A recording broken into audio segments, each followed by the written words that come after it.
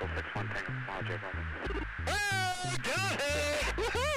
Roger, I mean, there's thousands of things besides this. You're not even anywhere near how big this iceberg is, like seeing these things. These are unnerving waters. Like, this is not the only thing that exists.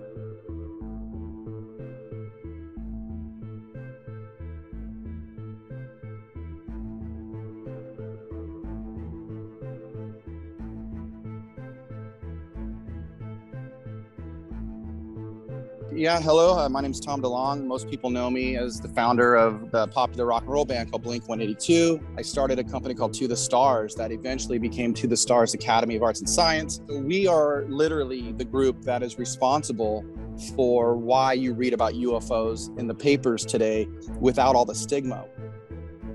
It's the first time that we had the videos properly declassified. And because of that, then we had information as far as altitude and speed, eyes on target, different radar systems, different sensors that all corroborated what was happening. So that gave us the ability to dissect these videos and really have an understanding of what was going on.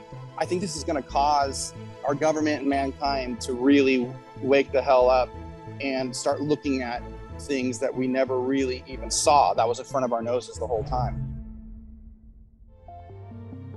I'm just kind of always been a dreamer, but what really got me deep into it was when Blink-182 was first touring. We were in a van and there weren't iPhones. There wasn't like this kind of like super fast internet to watch movies and Netflix on your phone. There's books, like these ancient things called books.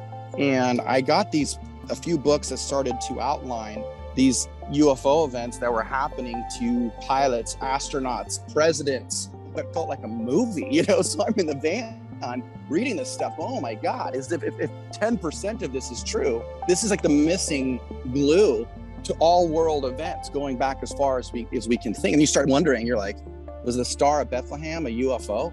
I think we're going to be into, a pretty amazing awakening as we start really openly talking about this stuff.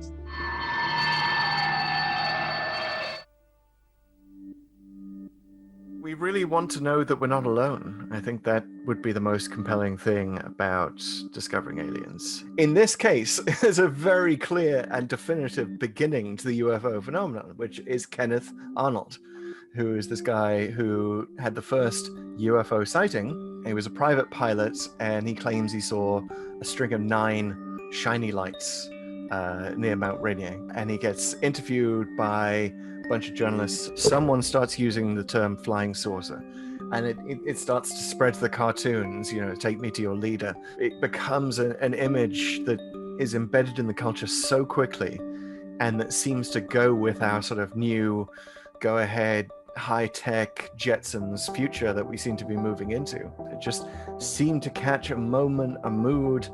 Maybe it had something to do with Cold War paranoia, fear of Sputnik, fear of the Soviets. Maybe it was sort of a delayed reaction from the War of the Worlds, Orson Welles showing us how credulous we were when it came to stories of aliens and alien invasion. What else were we suddenly flooded with in 1947 and the years following that? But bad B-movies with science fiction, right? With aliens landing and, everyone leaping off the back of the day the Earth stood still. But the issue of unidentified flying objects is a very real one. Pilots do report seeing UFOs. They report seeing strange lights in the sky. And in a military setting, that is something that needs investigating.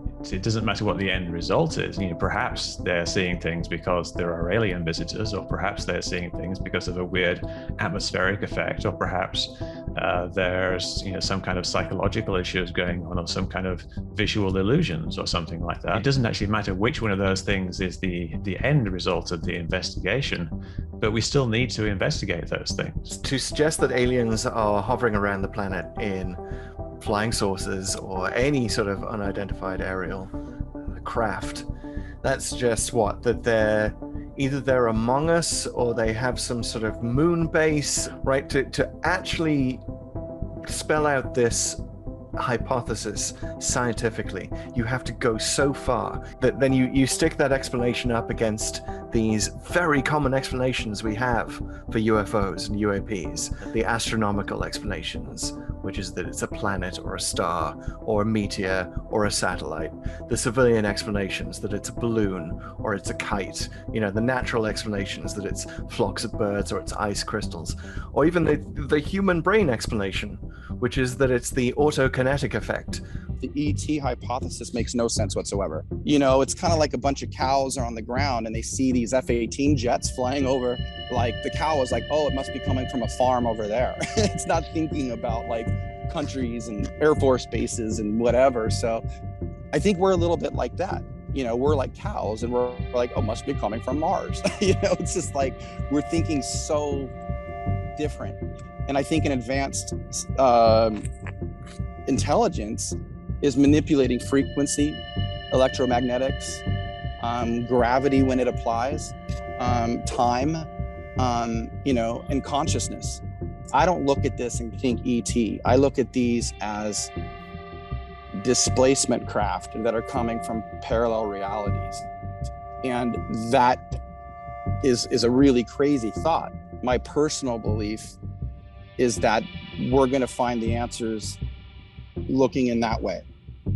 So for the scientists, it's the question of whether there's a small residue of cases where there's sufficient data and it's inexplicable in normal terms as an astronomy phenomena or an atmospheric phenomena, that's worthy of study. The key to science is it's replicatable. We don't believe in protons and planets and other solar systems because we saw them once and never again. We believe in them because we can see them when we want to and under lab conditions or controlled conditions or repeated observations.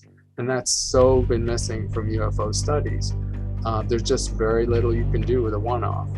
If they've been visiting for 70 years and flying around and all you have is visual sightings or radar or other sensors, that's a little strange. Physical evidence you can study in a lab, you can pass it around to other scientists and everyone can look at it. And we've just not really moved into that realm. So again, a lot of people are just saying, well, just call me when we're there and don't tell me about some sighting or some unconfirmed, uncorroborated single event.